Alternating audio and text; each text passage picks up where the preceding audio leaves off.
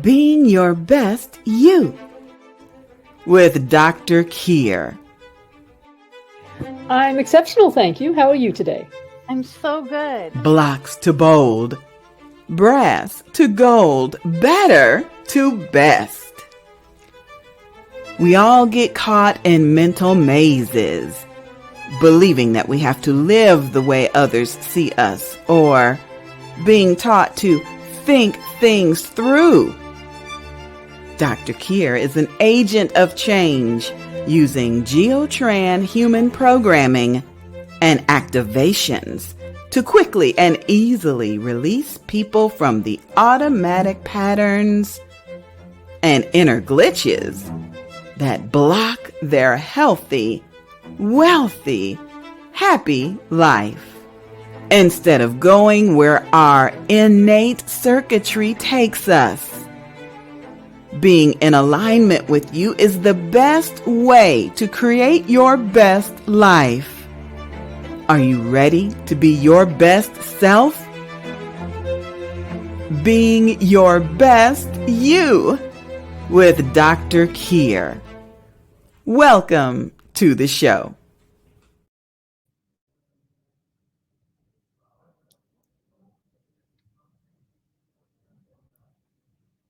Hello, here we are again. This is Dr. Keir speaking, and as you can see from my background, I am in France. Hooray!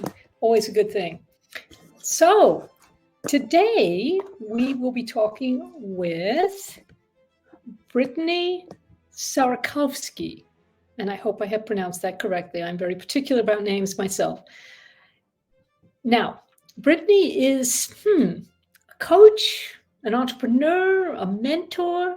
She works with business owners and mentors who are a little overwhelmed by the kind of hustle culture that we're all enjoying so much at the moment.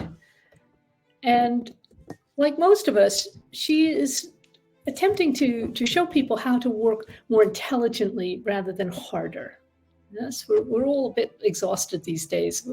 In the entrepreneurial culture, there is this sort of emphasis, obviously, on working, and being consistent, which is great, but also can be very tiring, especially for those of us who are not quite technically minded. So I'm so happy that Brettany's able to be with us here today, and I'm sure she's going to come on any second now. Look, and there she is. Hooray! And I got to Hey, unmute Brettany, myself. how are you? Thank you for having me. Such a pleasure to be here today. Yeah, no, it's really great you could make it. Why don't you pronounce your name for us just to make sure that I didn't screw it up? So my first name is Brettany Sorokowsky. Yeah, not that one. Say again? Sorokowsky. Sorokowsky. Okay, I was close. And of course, as you know, I am Keir. And in fact, on my Zoom calls, I actually have it on the bottom of the screen. This is pronounced Keir, K-E-E-R. Rhymes with near, clear, sear, dear, or if you're a guy with beer. And then people will remember that. So what got you here? What did you start with? I mean, I started out as an architect, for heaven's sake. And here I am fixing people's inner biocomputers. So, where did you start and how did you get here? And tell us all. So I opened my first business when I was 12 years old. So I had to figure out a way to pay for my sports, and my parents weren't going to pay for my sports. And so I had to figure out a way to pay for my sports. And so I started a t-shirt business when I was 12 years old. And wow. The t-shirts were a big red no sign with the word whining in the middle. And I sold those t-shirts to everybody I could think of. And and then from there, I actually started flipping real estate because I realized in Canada I didn't have to pay capital gains under the age of 18. So then I started to flip real estate, and I just decided that I just love living life on my own terms. But then my first tidal wave came. I'm going to call them tidal waves. So when I was 20, my long-term boyfriend committed suicide. And that changed my whole trajectory of my life because I had to go to healing. And in that, I ended up adopting a severely disabled man. And so my whole life structured around creating a lifestyle that I would be able to work from home, that I would be able to have flexible hours, that I would be able to, if he didn't sleep at night, I could sleep in the morning kind of thing. And so that's what took the majority of my energy. And then from there, I went on to be a COO, and I lived life off of everybody else's terms. I did everything based off of what should be done. I worked really, really hard, made multiple millions of dollars, bought the big houses, drove the fancy cars, did all those things for almost 15 years. And then after 15 years, I realized that I wasn't living authentically. And so I started my healing journey in 2020. And out of that journey has birthed the hardest season of my life. So I feel like when people start healing, I feel like it should come with a warning label of like, hey, heads up. But so it really took a whole, that's where it really started, is in 2020, I started to figure out what was me, what wasn't me, what had been imparted on me. And then in 2022, I gave birth to our third child, and he passed away 5 weeks after he was born. And so the transition that I've gone through, I'm so grateful that I started healing before I had to go through losing a child. But also in losing a child, it really brought forward how much clutter I had in my life that wasn't actually based off of what I wanted. It was based off of all these things. And so since losing Bo, I have completely transformed my world again, and am still on the journey, in full transparency, to find what is authentically me, that allows me to raise my children, that allows me to be a wife, that allows me to be a homesteader because I love growing my own vegetables and my own animals. And so it's really been a journey, and it's one that's really brought forward the fact that I want others to realize that the life that they're intended to have too isn't working 80 hours a week. Like, we're not designed to do that. We're not. We are No, absolutely it's not in our makeup. Yeah. Yeah. So even those of us who are generators in human design with the big batteries, it's like, no. right? Like, we have to actually fill our souls. And so that's one thing that I feel is one of Bo's greatest gifts that he gave me, is he really brought highlight to what matters and what I want my life to be about, and how to help others achieve that for themselves.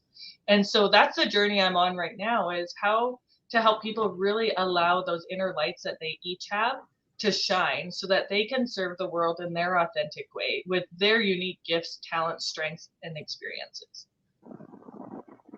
Yeah, that is a very, very worthy goal. That's really excellent.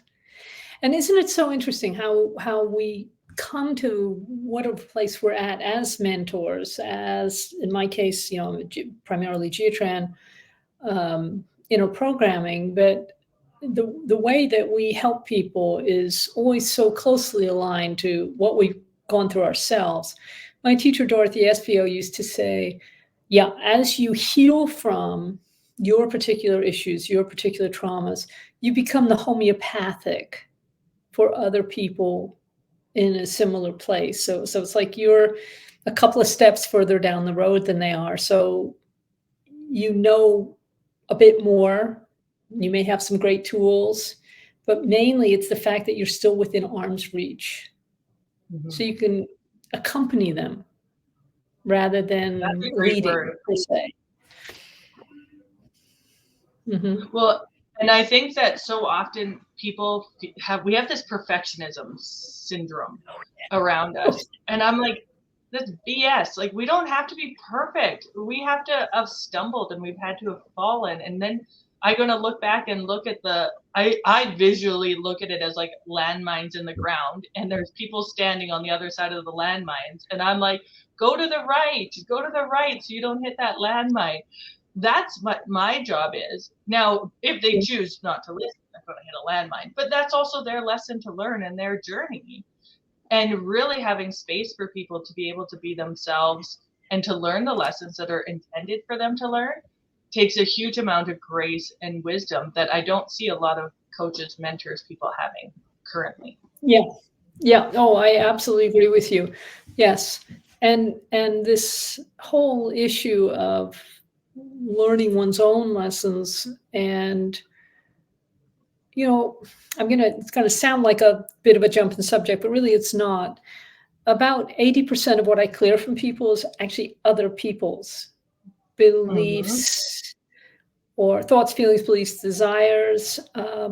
They're running money the way their father did. They're running relationships the way their mother did. They're running, And so for me, at any rate, the core thing is to get people back into being who they actually are designed to be, and the choices that go along with that, rather than running default strategies from what they've been taught, what they've been learning, what they've been exposed to. A lot of it's just exposure, especially before the age of 10, because it all goes into the subconscious. It's all still in there somewhere. So 100%. Go on, please. Oh, so my brain goes, I think of a slingshot as you're talking, or like a spider web. And so often we're a part of a spider web that we don't even realize we're participating in. And we have to be able to acknowledge that we can't read the bottle we can't read the label from inside the bottle.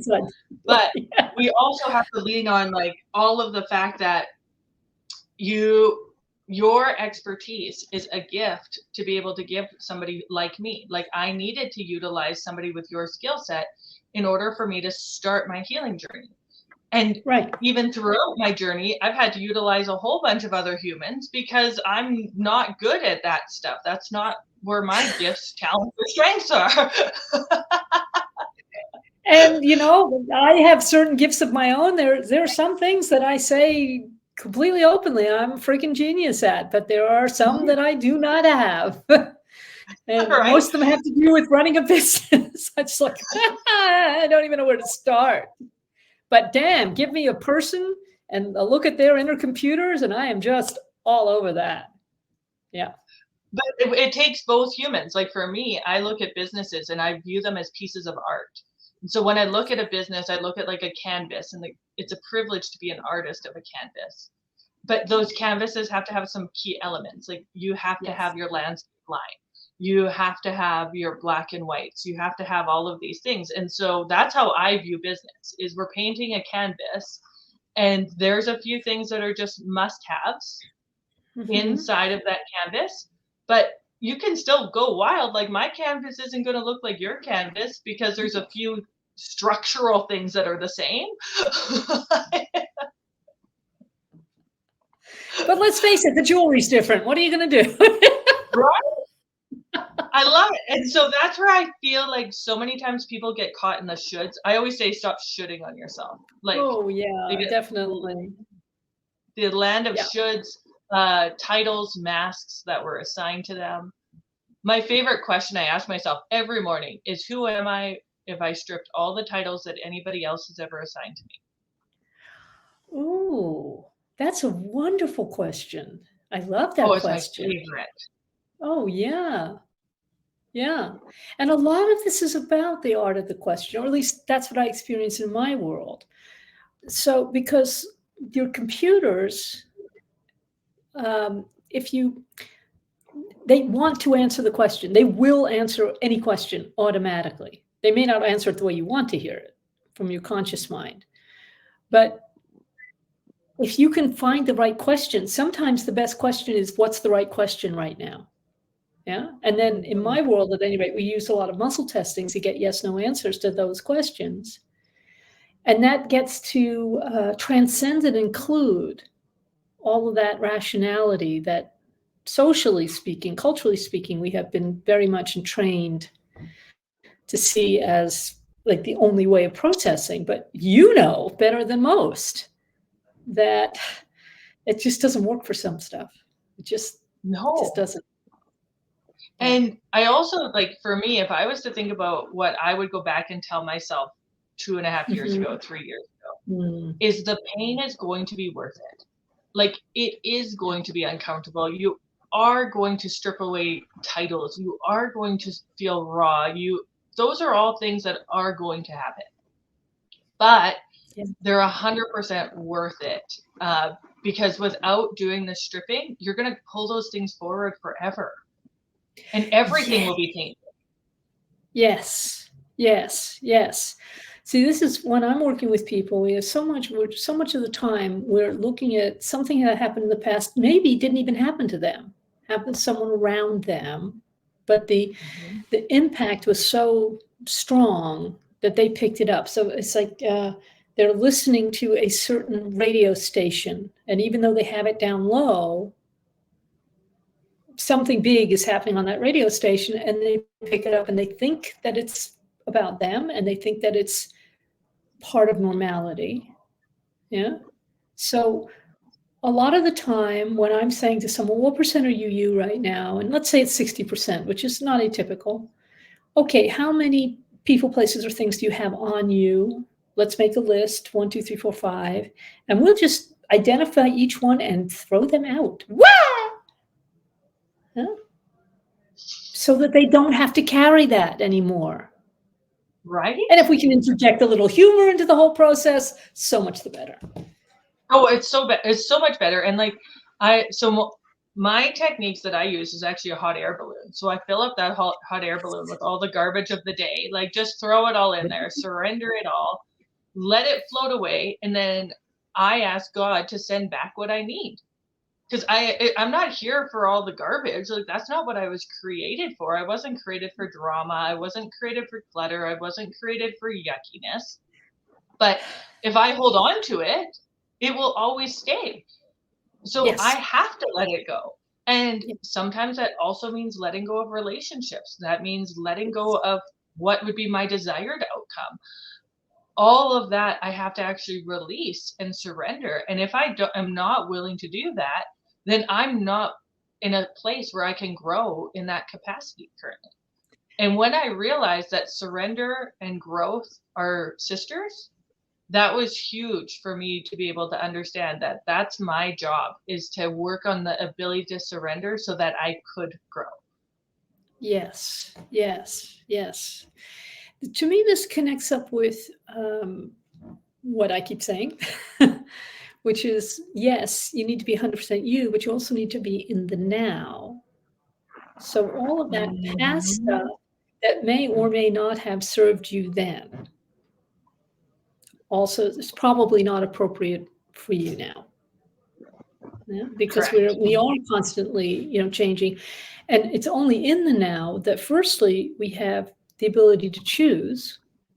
So the only place we can make choices and take action, and also it's actually the only time frame where we can listen to spirit.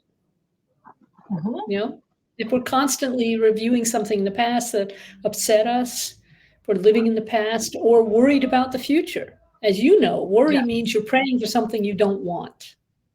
And that's always taking us into the future, which may never happen. So what a waste of energy.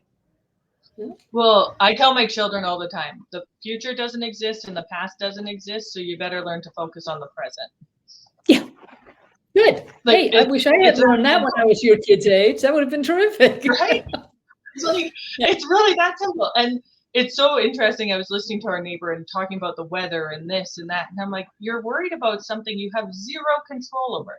So that means you just if you have 100 units of energy, you just assigned 10 units and wasted 10 units of energy on something that is irrelevant. It's out of your control. Like, why not save those 10 units of energy and go play with your kids? Make a memory.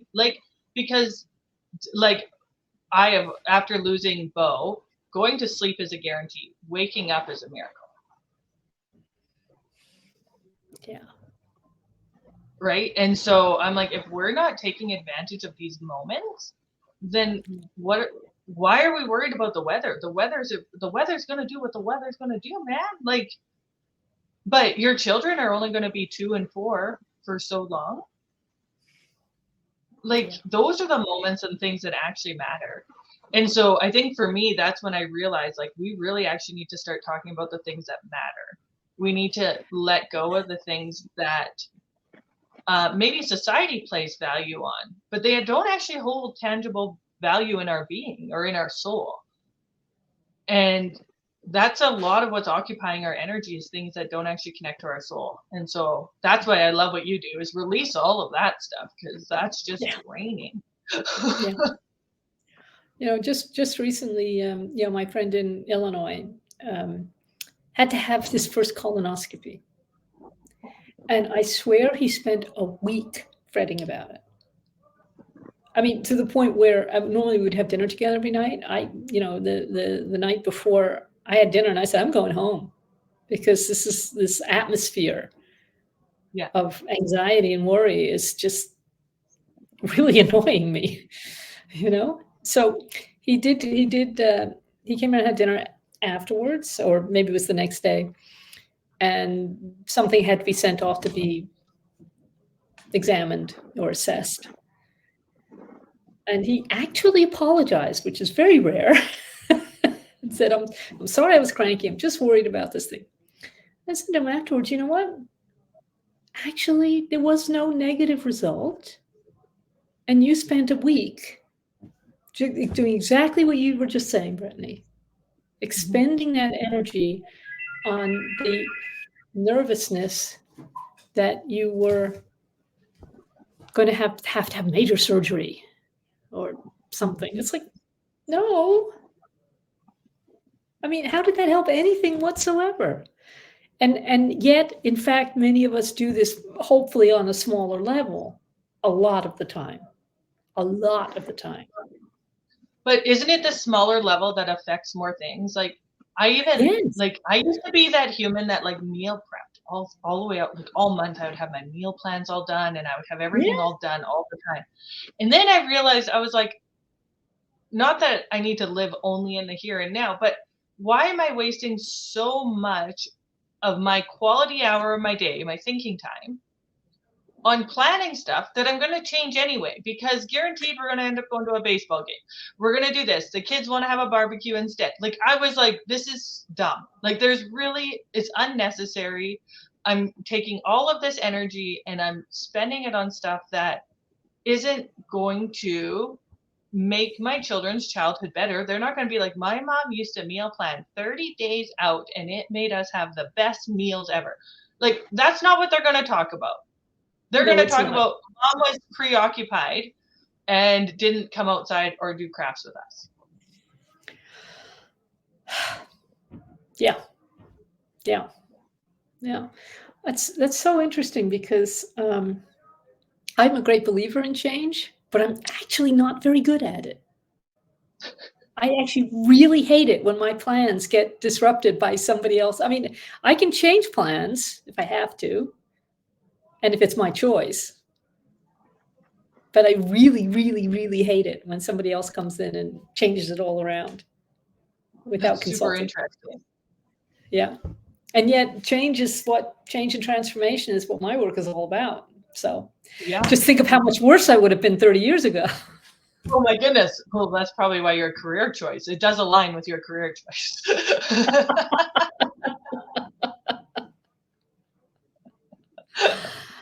Yeah.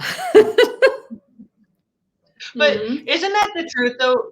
Guarantees, like, there's a couple guarantees in life. Everything's going to change and you're going to die. Those are the, like, guaranteed going to happen. And we fight those two things tooth and nail, but they're the only two things that are guaranteed. So they're constants in that respect. Yeah. And I'm like, why are we fighting what is, like, we're better off releasing that and embracing the fact that those are the constant. Everything else is the variable. Yeah. You're going to expect us to be rational sometime soon. Do you see the question on the? Oh yeah. How did Brettany feel from the grief? Well, I'm not healed, so I'll be fully transparent on that one. So I view grief as a journey. So I love nature and I love trees. And so I once saw this beautiful visual that after a tree survives a fire, it just has a dark ring around it and then it continues to grow. But that ring never leaves the tree from where that trauma happened or the grief happened. That's right. And so I view that my life is in a period of transition of healing that burned ring around my tree. But I also think that there's an element of the fact that that's now a part of me, and I'm going to pay homage to the fact that that is a part of me, and I'm not going to try to eliminate it. I'm not going to try and hide from it. I'm not going to run away from it. It is a part of me. And I get to choose what I'm going to do with it. And so I actually feel like grief is something that you have a choice over. And our counselor told us that after you lose a child, it's a life sentence. No matter how you cut the cookie, it is a life sentence. And so you get to decide if you died when your child died, or if you will honor their life through your life. Yeah. And I remember him saying that to me, and I was like, oh my goodness, talk about unbelievable reality check of it is a life sentence, but I get to choose my life sentence. And that's why I love talking about Bo. I love saying his name. All of that to me is a beautiful gift that he gave us. And my children joke that he's the Bo to our present. So it's been really a beautiful thing to be able to grow through, but it's not something I think I will ever actually heal from. Yeah, I hear you. Yeah.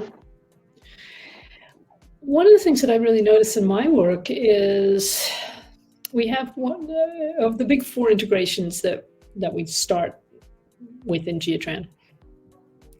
One of them is called the living integration, and that's the one we use most commonly, right?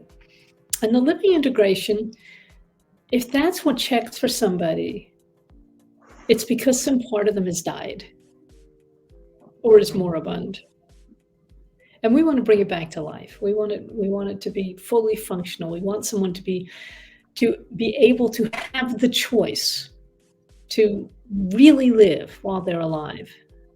You know, and I imagine, I don't know, you tell me, that this is part of what you're saying to your clients when you're helping them get away from the deadening effects of, for example, working in a corporate environment, of basically feeling they have to work themselves to death on a daily 100%. basis. And I think for right now, people feel like they have to, their worth is in their work.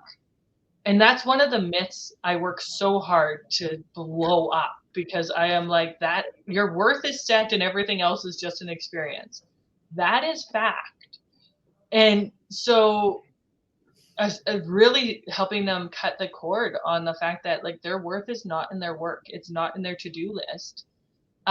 It's actually one of the first foundational things that we have to detach from is, if you literally believe that if I work hard enough, I will be successful, that's simply not true.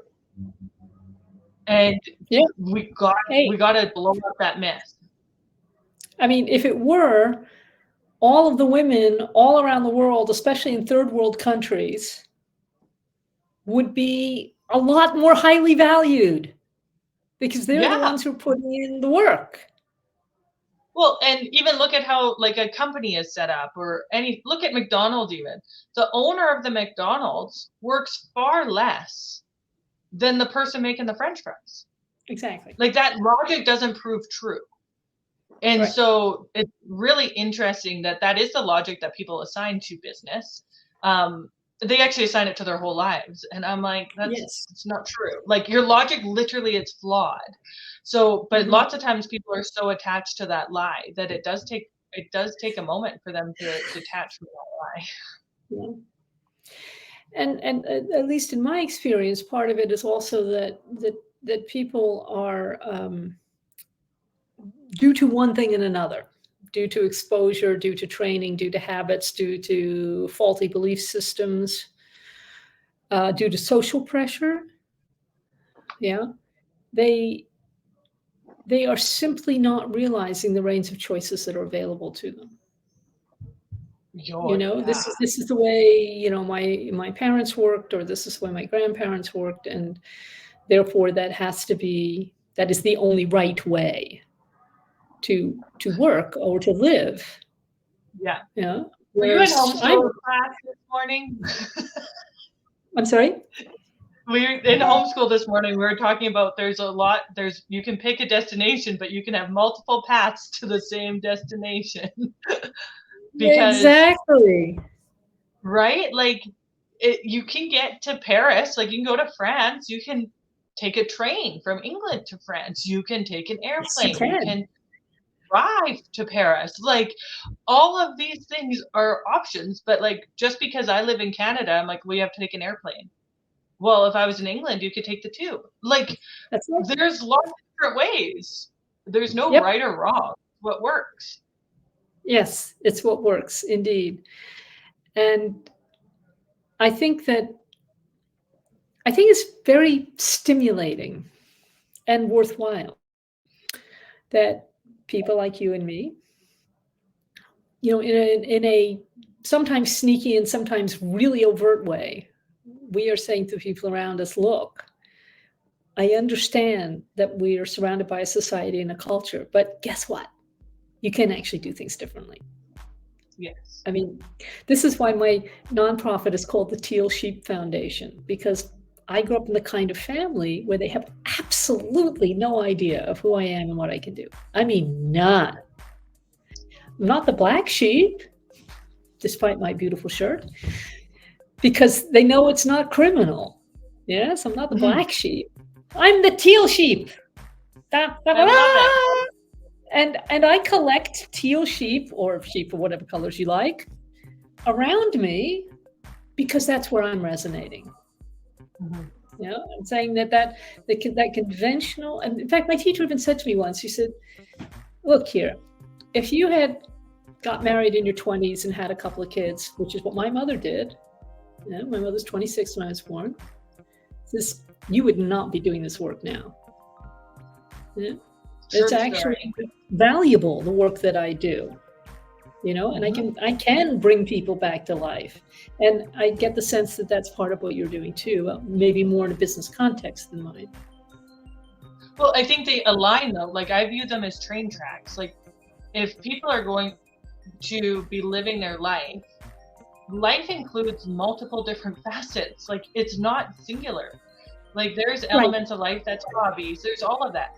And so you have to be able to be your whole human to be able to be on those tracks. Yes. Right? It's simple. And so I want healthy humans who are having influence in business. And that's my real root mission. And I think because I feel like there's a lot of broken humans that are influencing and creating more brokenness. And so we do need to take those moments to be able to acknowledge healthy humans and to allow people to see this is how a healthy human would operate. This is how an unhealthy human would operate.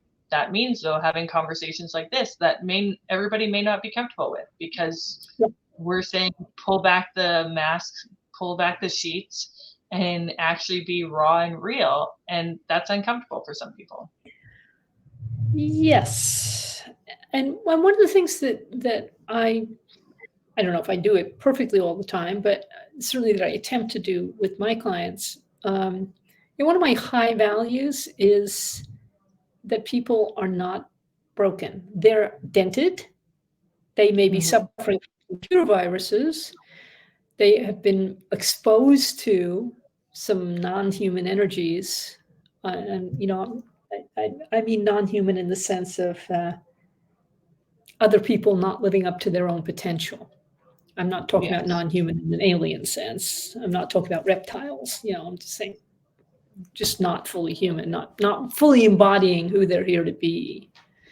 And yet I do have this optimistic belief that the foundation is not broken. That Yes. that I'm perhaps I'm just seeing it in terms of potential. That everybody has the potential to be fully Well, expressive. and what if it was considered the fact that the brokenness is part of the journey? Like that's, and not broken as in, I mean, would be the appropriate word. The experiences that led you to where you are today, you wouldn't have landed here today if you hadn't have had those experiences. So they served a purpose. And they need to be respected, but then when those systems no longer serve you, they need to be released. Yes. Right, but it's more of to me it's very honoring that this is what brought you to where you are today. So then next would be acknowledgement, gratitude, and release. Yeah. Yeah. Yeah. Yeah. That release part is very important, I think. It's hard too. Well, that's why I try and make it fun. Yes. That's when we throw people out and go, wow, it's fun, because a certain lightness of touch is actually really beneficial. We do take ourselves terribly seriously,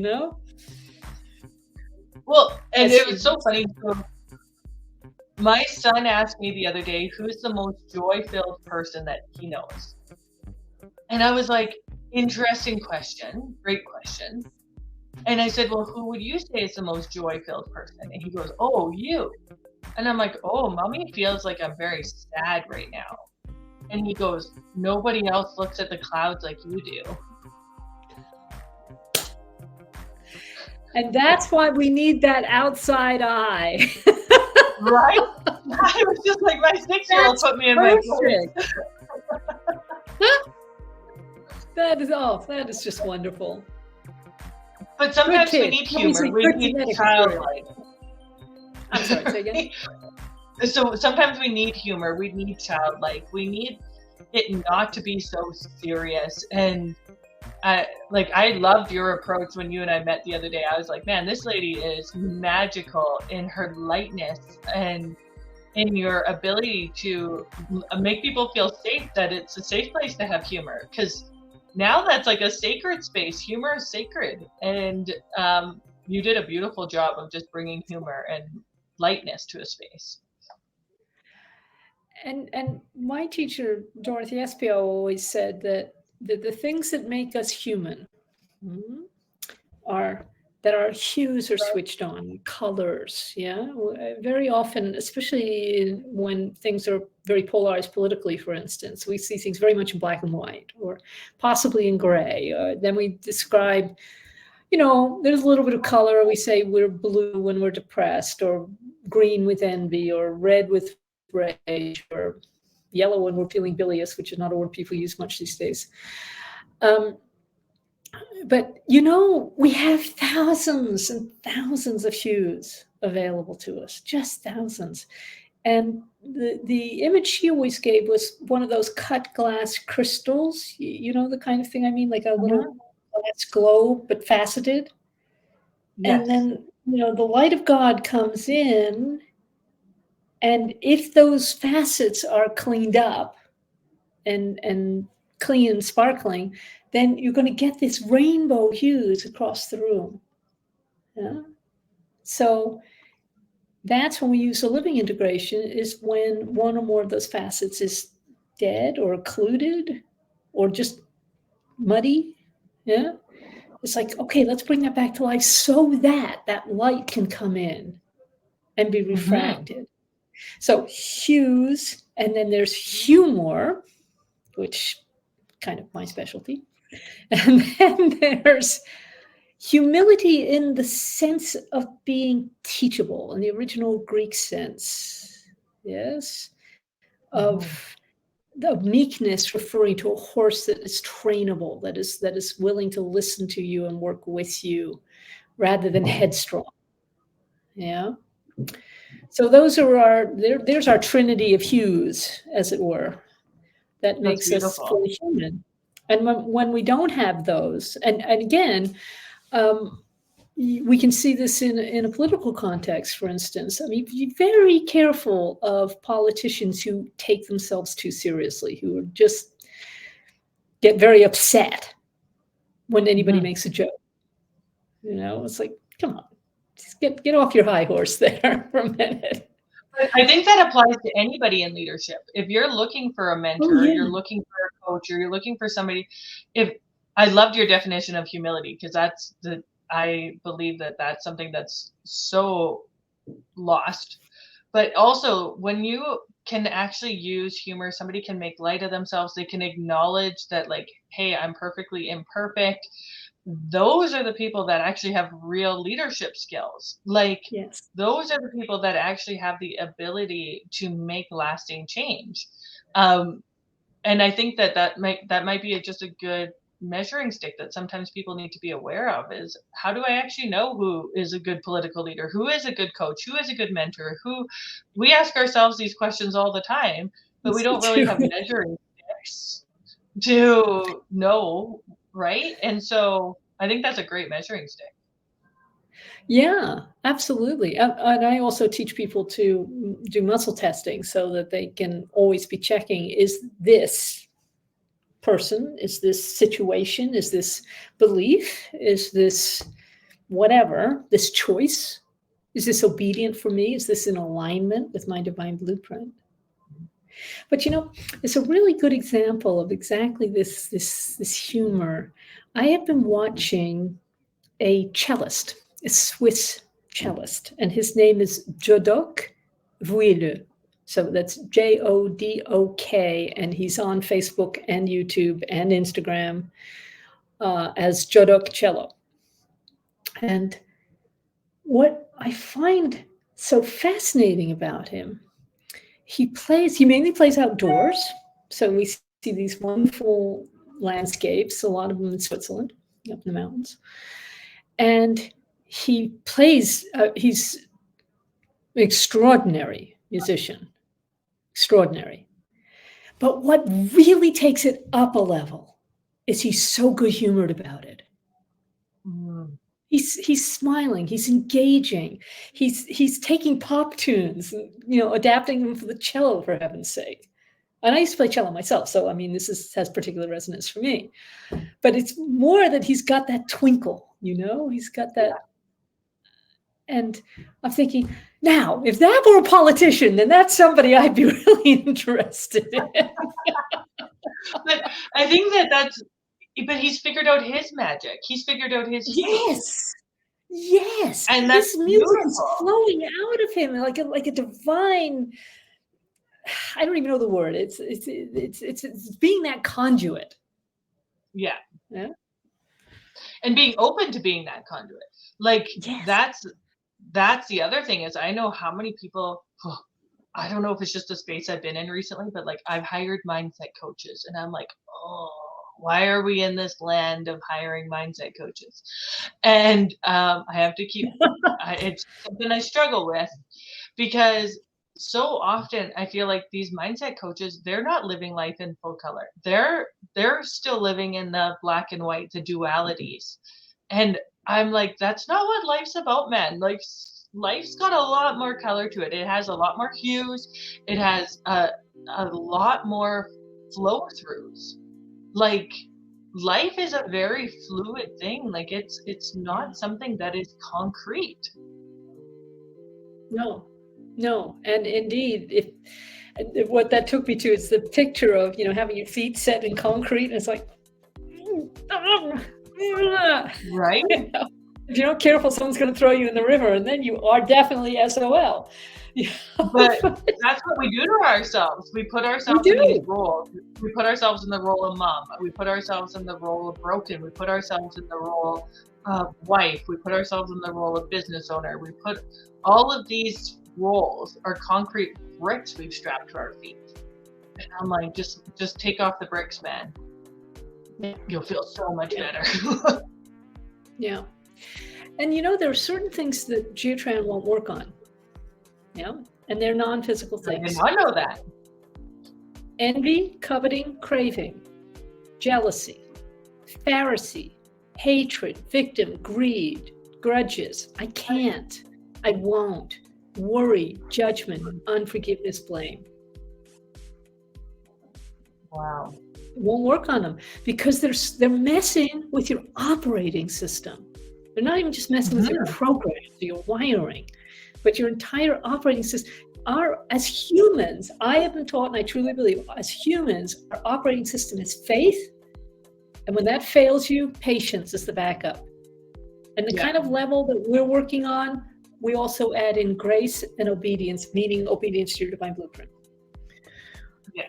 And, you know, we're surrounded by, I'm going to use terms that some people may not get. It's okay.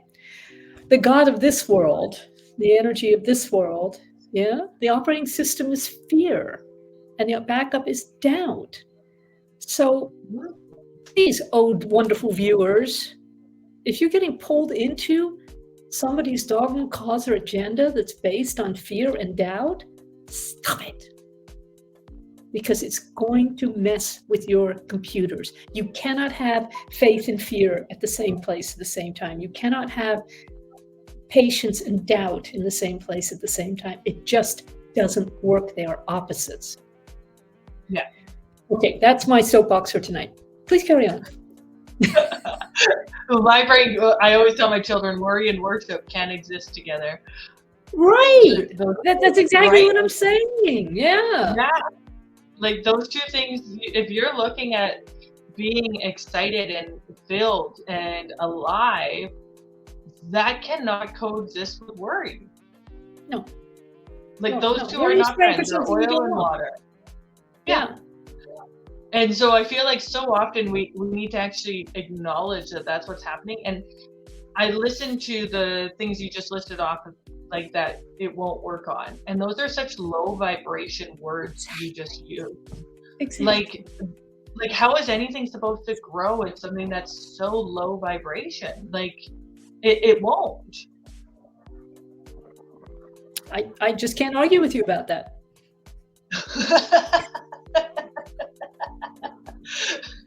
Okay, so then my question for you is, if somebody finds themselves in this low vibration, what can they do to change it? Do they have to work with somebody like you? Do they, is there something they can do at home? Like what is somebody supposed to do when they just heard you and acknowledge that they're living in the fear space?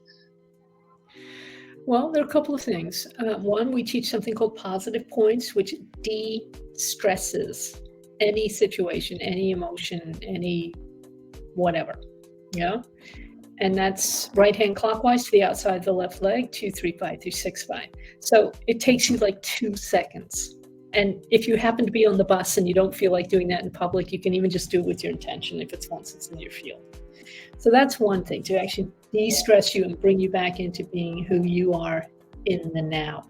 Because all of these conditions are really taking you out of the now. They're taking you out of balance with yourself. So there is a very quick way of getting back into the now, which I'm going to demonstrate for you right now. Thank you so much for that question. Okay, so you take the flats of your fingers and you put them on the middle of your head, kind of where the baby soft spot was, or if you have a central part. Yeah, so it's the flat of the fingers, that's right. And we're just going to leave it there for about 12 seconds. This is part of the mind gems, which is 12 little exercises to check your wiring. This brings you back into the present time. And then when you feel the shift, or after 12 seconds, whichever comes first, you put the other hand up there. Oh. This is fantastic if you're just about to get into an argument with someone.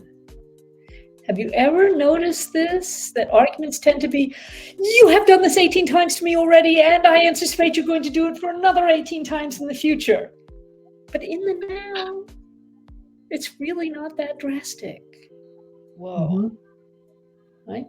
So really the question is not so much if somebody is in a low vibration, can we do anything about it? Because of course we can.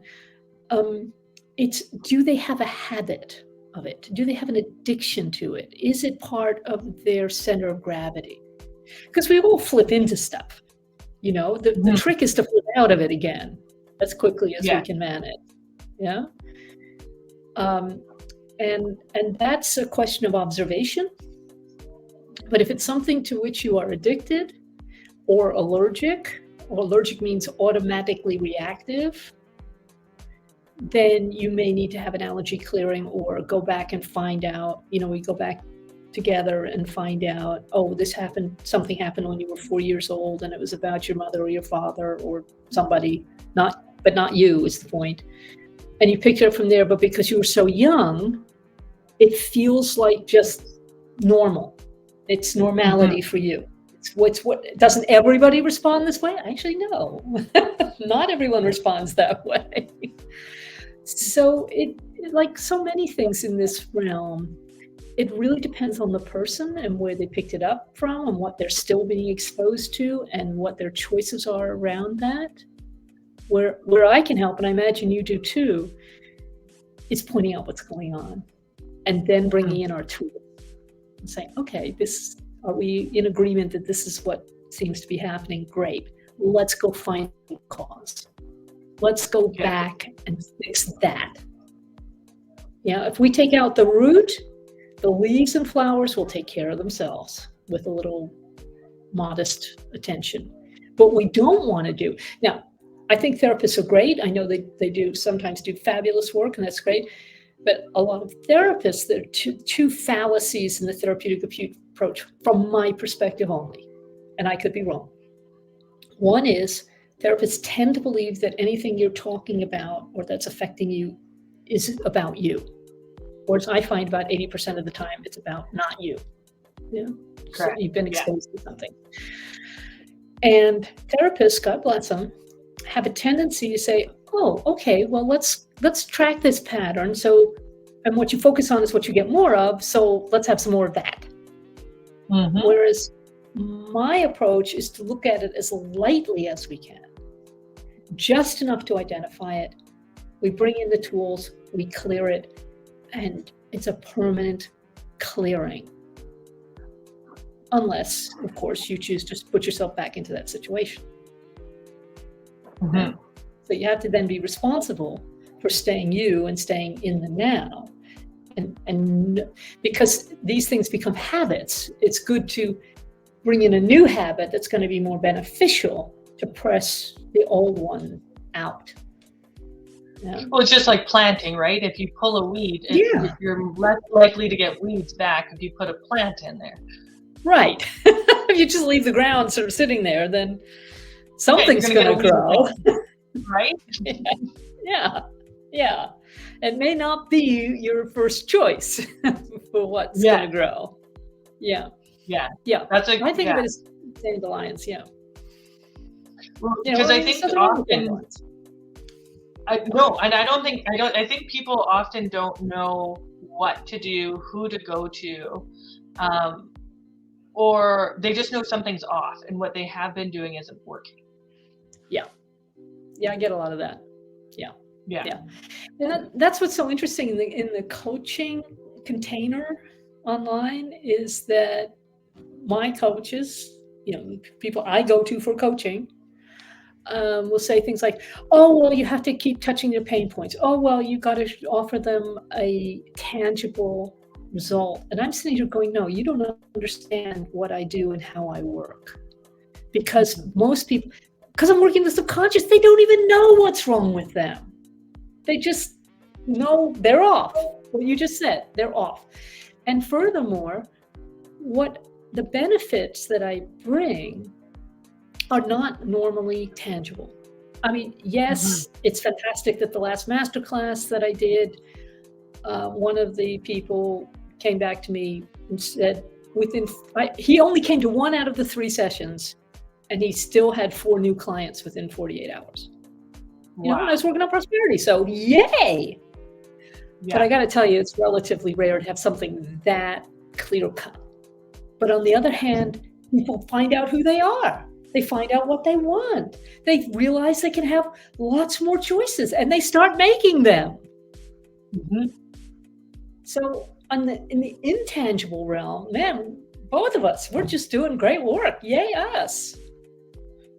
Well, and I agree with you, because I feel like right now the space is occupied with these tangible absolutes. And Yes. I am like, that's not actually what people need. Like, that's what people are looking for, is actually connection. They're looking for clarity. They're looking for value. And Yes. instead, we're filling them up with all this fluff that just makes them feel like more failures because they didn't get your picture perfect, tangible result. And I'm Yeah. like, so then we're just perpetuating a problem versus helping a problem. And how is that of any benefit? And this is one of the reasons why I am a great believer in underachievement. Mm-hmm. And this is what I mean. Let's say somebody comes to me and says, I really need to get fit. And that's okay. So we'll clear whatever's getting in their way. And they're feeling great about themselves. They're being in the now. They can make some new choices. That's wonderful. And I said, so are you willing to make a commitment around this so that we can start building a better habit for you? And they said, yes. And I said, what commitment are you willing to make? And they said, and they'll say something grandiose, like, oh, I'm going to exercise for an hour a day. I'm sitting there going, no, you're not. No. And furthermore, because you're not, you're going to feel bad about yourself. I said, are you willing to commit to exercising for 4 minutes a day? And they look at me like in shock.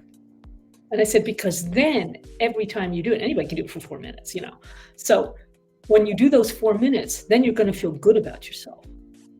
And then maybe you're going to continue because you like that feeling good about yourself. And then you may choose to build it up because it actually becomes an enjoyable process that you feel good about.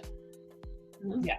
Underachievement is the way to go. Well, and so often, like, I look at the fact, like, people often say, well, you can't trust anybody. I'm like, the reason that that's what people think is because they can't trust themselves, but it's because they make these grandiose commitments to themselves. And I'm like, you're lying. Just stop lying. Yeah.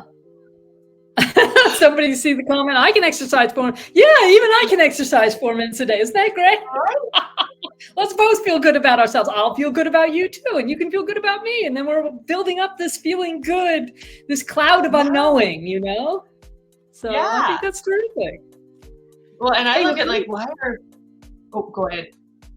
Oh, no, we're coming to the end of our time. I just want to let you know. Oh, are we? Oh my goodness, I could talk to you all day long.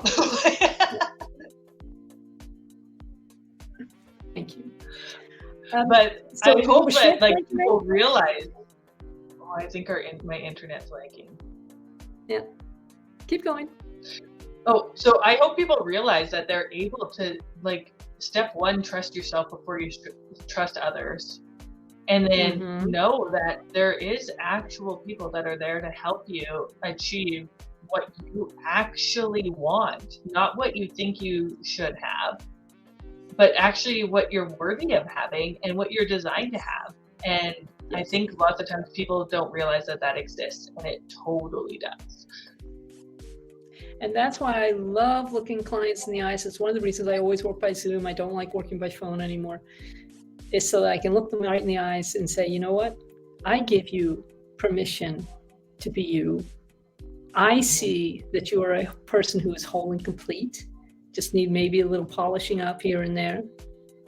And let's just see how we can make your life even better. Yeah. So, unless you have any last words, we are going to close this down.